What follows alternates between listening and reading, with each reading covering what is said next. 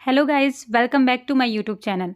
आज मैं आपको इम्पॉर्टेंट इंस्ट्रक्शंस बताने जा रही हूँ जो कि आरआरबी एग्जामिनेशन के लिए इम्पॉर्टेंट्स हैं।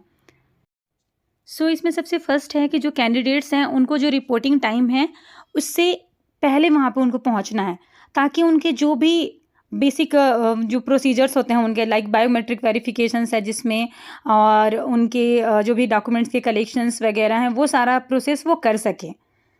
देन उनको ये बोला गया है कि जो भी टाइम है उस टाइम से उनको पहुंचना है, शिफ्ट के अकॉर्डिंग जो है। अगर जो गेट क्लोज होने का उनका टाइम है, अगर उससे थोड़ा भी लेट होते हैं तो उनको एंट्री अलाउ नहीं किया जाएगा। और उसके अलावा ये बोला गया है इन्होंने कि जो एग्ज़ाम का जो टाइम है वो 90 मिनट्स के होंगे, जिसमें 100 क्वेश्चंस होंगे और इसमें 1/3 की नेगेटिव मार्किंग भी होगी। एंड उसके अलावा ये बोला गया है इन्होंने कि आपकी जो ओरिजिनल आईडी कार्ड लगेगी, जो उन्होंने आपने एग्ज़ाम अप्लाई करते टाइम दिया हुआ है, वो 2 फ़ोटो लगेंगे। जो पासपोर्ट साइज़ के फ़ोटो रहते हैं वो आपके, और आईडी में, वैलिड आईडी में आप आधार कार्ड अपना ले सकते हो, पासपोर्ट ले सकते हो, वोटर आईडी ले सकते हो। एंड उसके अलावा इसने ये बोला है कि कोई भी इलेक्ट्रॉनिक डिवाइसेस वहाँ पे अलाउ नहीं किए गए हैं, लाइक कैलकुलेटर वगैरह, या फिर कोई मोबाइल फ़ोन, या फिर कोई वॉच वगैरह, कोई भी पेपर वर्क के लिए भी कुछ भी चीज़ उन्होंने अलाउ नहीं किया है।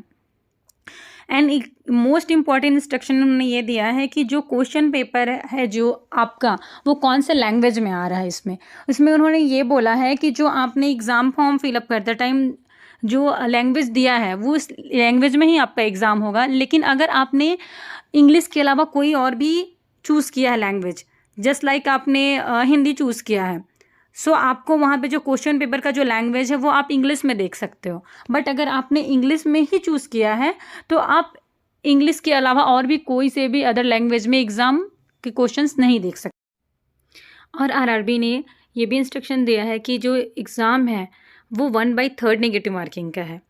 और इसके अलावा आरआरबी के वेबसाइट में मॉक टेस्ट अवेलेबल है, उसका लिंक है, आप उसमें से जाके मॉक टेस्ट अटैम्प्ट कर सकते हो। एंड अगर कोई भी कैंडिडेट किसी भी टाइप का माल प्रैक्टिस में या फिर मिसबिहेवियर या फिर इनडिसिप्लिनरी एक्शन करते हुए अगर पकड़ाया जाता है तो उसका जो कैंडिडेचर है वो हमेशा के लिए कैंसिल कर दिया जाएगा, और कभी भी आरआरबी में उसको किसी भी टाइप का कोई जॉब ऑफर नहीं किया जाएगा और उसके लिए वो एलिजिबल नहीं होगा। इसके अलावा उसने बोला है कि यहाँ पे एक रफ शीट प्रोवाइड की जाएगी कैंडिडेट्स को, जिसमें वो अपना रफ वर्क कर सकेंगे, जिसमें उनको अपना नेम और रोल नंबर लिखना होगा।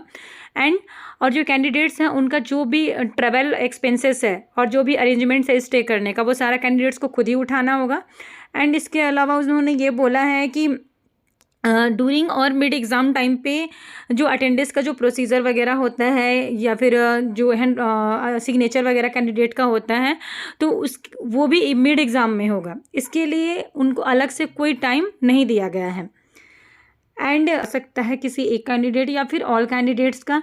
एंड इसके अलावा उन्होंने ये बोला है कि जो कैंडिडेट आधार कार्ड अपना दिए थे आईडी के रूप में ड्यूरिंग फॉर्म फिलअप, तो उनका ये देखना है कि उनका जो आधार कार्ड है वो UIDAI सिस्टम पे अनलॉक है कि नहीं। एंड और जिन्होंने आधार कार्ड दिया है ड्यूरिंग फॉर्म फिलअप, तो उनको अपना ओरिजिनल आधार कार्ड लेके आना है। अगर ओरिजिनल आधार कार्ड अवेलेबल उनका नहीं है तो कलरफुल आधार कार्ड और जो कि वेरीफाइड होना चाहिए वो यूज़ कर सकते हैं। अगर वो भी अवेलेबल नहीं है तो कोई भी अपना वैलिड आईडी कार्ड अपना रख सकते हैं। और एक इम्पॉर्टेंट इंस्ट्रक्शंस ये भी आरआरबी में ने दिया है कि आप किसी भी टाइप के ब्रोकर्स और जो भी जॉब रैकेट्स हैं उन लोगों से अवेयर रहें, क्योंकि जो आरआरबी में जो मेरिट होती है उसी मेरिट के अकॉर्डिंग ही आपको जॉब मिल सकती है। Wish you all the best for your upcoming exam and thank you.